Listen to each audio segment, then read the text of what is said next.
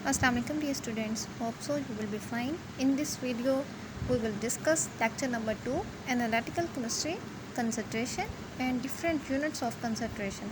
So let's start. First of all we will discuss what is concentration. Ji, concentration की definition हमारे पास है amount of solute dissolved in given amount of solution is called concentration. Concentration से मुराद solution में salute का तनासब है, ठीक है। कंसनट्रेशन से मुराद सल्यूशन में सल्यूट का तनासब है। दूसरे लफ्ज़ों में ये सल्यूट की मकदार सल्यूशन की मकदार से या सल्यूट की मकदार की सॉल्वेंट की मकदार से निस्बत है, ठीक है। ये बात हमें ज़हन में रहे कि कंसनट्रेशन का जो इन्हिसार होता है वह सल्यूशन की कुल मकदार या फिर कुल वॉल्यूम पर नहीं होता। मिसाल के तौर पर सॉल्यूशन की एक बड़ी मकदार में से लिए गए थोड़े से सॉल्यूशन की कंसंट्रेशन भी वही होगी जो सारे सॉल्यूशन की होगी, ठीक है। इसलिए हम कह सकते हैं कि कंसंट्रेशन से मुराद क्या है, सॉल्यूशन में सल्यूट का तनासब है। सॉल्यूशन की कंसंट्रेशन को ज़ाहिर करने के लिए हम मुख्तलिफ यूनिट्स यूज़ करते हैं जो कि आज के हम अपनी इस वीडियो में देखेंगे। जैसे कि हमारे पास परसेंटेज मैस बाय मैस या फिर परसेंटेज मैस बाय वॉल्यूम या फिर परसेंटेज वॉल्यूम बाय मैस, ठीक है, वॉल्यूम बाय वॉल्यूम, ये सारे इसके क्या हैं, कंसंट्रेशन यूनिट्स। या फिर parts per million, parts per billion, ये सारे इसके कंसंट्रेशन यूनिट्स हैं। जी, स्लाइड नंबर 2 नेक्स्ट हमारे पास है units of concentration. Mass percent weight by weight, mass percent weight by weight, percent weight by volume, percent volume by volume, percent volume by weight, और molarity, molality, mole fraction, parts per million, parts per billion, parts per billion, ये सारे हमारे पास क्या है, units of concentration. इनको हम one by one discuss करेंगे। जी, पहला कंसंट्रेशन यूनिट हमारे पास है mass percent. The mass of solute present in 100 gram of solution, ठीक है। परसेंट वेट बाय वेट, अब हमने percent weight by weight find करना है तो हम क्या करेंगे, इसके लिए एक आसान सा फॉर्मूला यूज़ करेंगे। Mass percent is equal gram of solute लेना है, ठीक है, बाय ग्राम ऑफ सोल्यूशन। सबसे पहले ऊपर हमने ग्राम ऑफ सोल्यूट लेना है जितना हमारे पास है, नीचे फिर हमने ग्राम ऑफ सोल्यूशन लेना है, इसको मल्टीप्लाई कर देना है हमने 100 के साथ। जी, चूँकि हमने परसेंट भी इसके साथ है, मैथ्स के साथ परसेंट है, तो हमने परसेंट के 100 के साथ इसको मल्टीप्लाई कर देना है, ठीक है। जी, अब नेक्स्ट हमारे पास मैथ्स परसेंट की एक एग्जांपल है। Calculate maths percent of a solution containing 10 gram of sugar dissolve in 100 gram of water. अब इसको हमने सॉल्व कैसे करना है, सबसे पहले हमने ले लेना है मैथ्स ऑफ शुगर हमारे पास कितना है 10 ग्राम, और मैथ्स ऑफ वाटर हमारे पास कितना है 100 ग्राम, और मैथ्स ऑफ सोल्यूशन हमारे पास कितना हो जाएगा, टोटल जो सोल्यूशन है 10 ग्राम शुगर और 100 ग्राम हमारे पास वाटर है, इन दोनों को हमने प्लस करना है तो ये हमारे पास 110 ग्राम मैथ्स ऑफ सोल्यूशन आ जाएगा, ठीक है। इसके बाद हमने फार्मूला लगाना है मैथ्स परसेंट का। Maths percent is equal bye grams of sugar over gram of solution multiply by 100। अब हमने इस एग्जांपल्स में इसकी वैल्यूज़ पुट कर देनी है। Maths percent is equal gram of sugar हमारे पास कितना है 10, और ग्राम ऑफ सोल्यूशन जो हमने शुगर को और वाटर को मिक्स करके बनाया है वो हमारे पास कितना आया 110 ग्राम। तो 10 बाई 110 ग्राम इसको हमने डिवाइड कर देना, मल्टीप्लाई कर देना हमने इसको 100 के साथ, तो हमारे पास जो आंसर है वो आ जाएगा 9.09%। जी, नेक्स्ट हमारे पास कंसंट्रेशन यूनिट है परसेंट वेट बाय वॉल्यूम। जी, नेक्स्ट हमारे पास है percent weight by volume. The mass of a solute dissolved per 100 parts by volume of a solution is called weight by volume percent। इसका formula हमारे पास है percent wait पे volume is equal mass of solute को हमने ग्राम में लेना है बाय वॉल्यूम ऑफ सोल्यूशन को हमने सेंटीमीटर क्यूब में लेना है, इसको भी हमने मल्टीप्लाई कर देना है 100 के साथ। तो इस तरह से हम percent weight by volume find कर सकते हैं।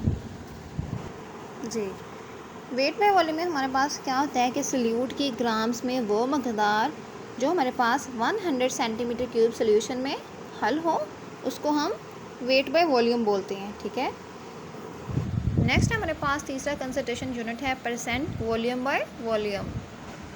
जी, परसेंट वॉल्यूम बाय वॉल्यूम में हमारे पास है तो volume of a solute dissolve per 100 parts by volume of a solution is called volume by volume. इसके लिए भी सेम हमारे पास इसी तरह का थोड़ा सा फार्मूला है। Percent volume by volume is equal किसके है, वॉल्यूम ऑफ सोल्यूट को हमने सेंटीमीटर क्यूब में ले लेना है और वॉल्यूम ऑफ सोल्यूशन को हमने भी सेंटीमीटर क्यूब में ले लेना है। उसको मल्टीप्लाई हमने कर देना है 100 के साथ, ठीक है। यानी कि वॉल्यूम बाय वॉल्यूम में हमारे पास क्या होता है कि सोल्यूट के वॉल्यूम की सेंटीमीटर क्यूब में वो मकदार जो सोल्यूशन के 100 सेंटीमीटर क्यूब में हल हो, परसेंटेज वॉल्यूम बाय वॉल्यूम कहलाती है, ठीक है। नेक्स्ट हमारे पास 4 नंबर पे कंसंट्रेशन है परसेंट वॉल्यूम बाय वेट।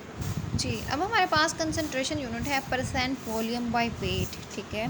ये भी इसी तरह से है कि सोल्यूट के वॉल्यूम की सेंटीमीटर क्यूब में वो मकदार जो सोल्यूशन के 100 ग्राम्स में हल हो, वो हमारे पास परसेंटेज वॉल्यूम बाय वेट कहलाती है, ठीक है। इसका फॉर्मूला हमारे पास है percent weight by volume is equal volume of solute जो हमारे पास होगा वो हमने सेंटीमीटर क्यूब में लेना है और बाय मास ऑफ सोल्यूशन हमने ग्राम में लेना है। इसको भी हमने 100 के साथ मल्टीप्लाई कर देना है, ठीक है।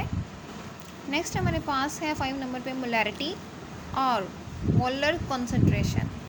जी, तो नेक्स्ट हमारे पास है मोलैरिटी। इसको हम m से लिखते हैं मोलैरिटी।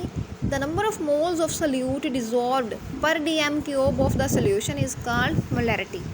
मोलैरिटी भी बेसिकली हमारे पास एक कंसंट्रेशन यूनिट ही होते हैं, ठीक है, जिसकी डेफिनेशन हमारे पास ये होती है कि सोल्यूट के मोल्स की तादाद जो 1 डेसीमीटर क्यूब सोल्यूशन में हल की गई हो, ठीक है, उसको हम बोलते हैं मोलैरिटी।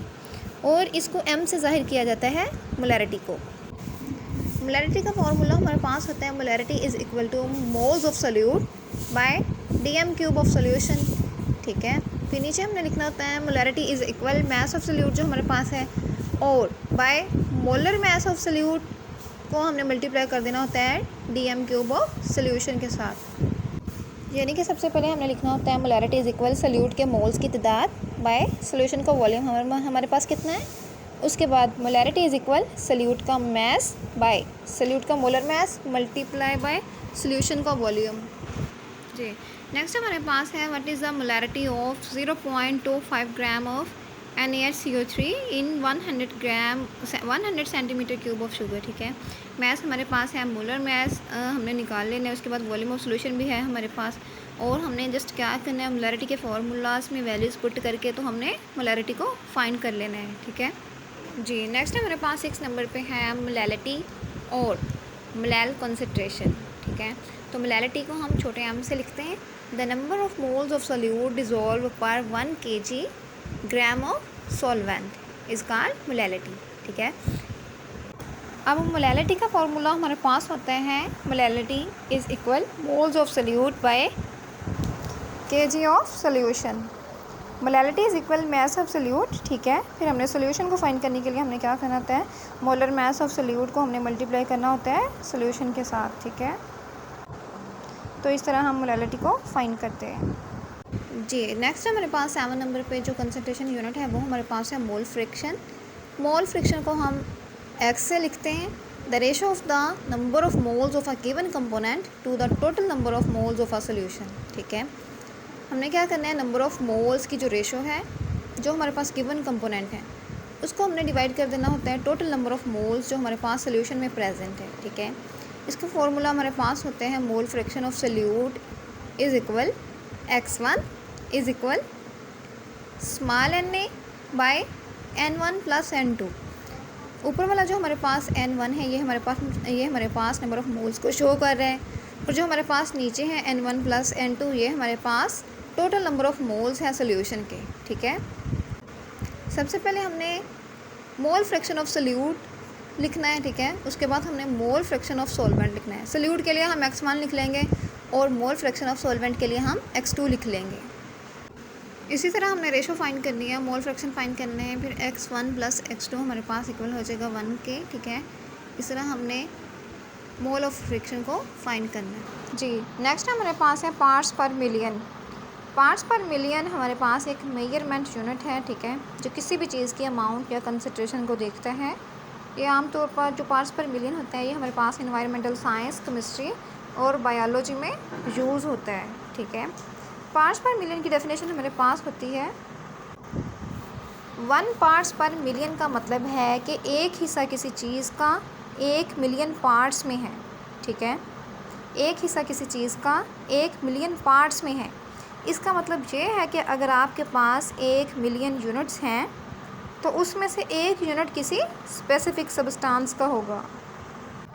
ठीक है, मिसाल के तौर पर अगर पानी में एक केमिकल का 500 ppm कंसंट्रेशन है, ठीक है, तो उसका मतलब है कि 1 मिलियन पार्ट्स पानी में से 500 पार्ट्स उस केमिकल के हैं।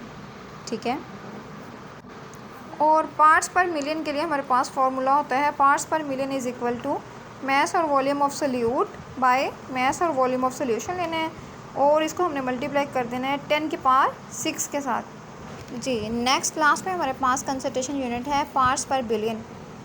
The number of parts by weight और volume of a solute per billion parts by weight और volume of the solution is called parts per billion. ठीक है, पीछे वाले में हमने पार्ट्स पर मिलियन की बात की थी, सेम एज इट इज़ ये भी उसी तरह का कुछ है, लेकिन इसमें हम बात करेंगे बिलियन की, parts per billion. Parts per billion के लिए भी हमारे पास फार्मूला होते हैं मास और वॉल्यूम हमने लेना है सोल्यूट का, बाय मास और वॉल्यूम हमारे पास होगा सोल्यूशन का, इसको भी हमने मल्टीप्लाई कर देना है 10 की पावर 9 के साथ। आज के हमने अपने इस वीडियो में कंसंट्रेशन और डिफरेंट यूनिट्स ऑफ कंसंट्रेशन को डिस्कस किया। होप्स हो आपको अच्छे से क्लियर हो गया होगा। Thanks for watching, take care, अल्लाह हाफिज़।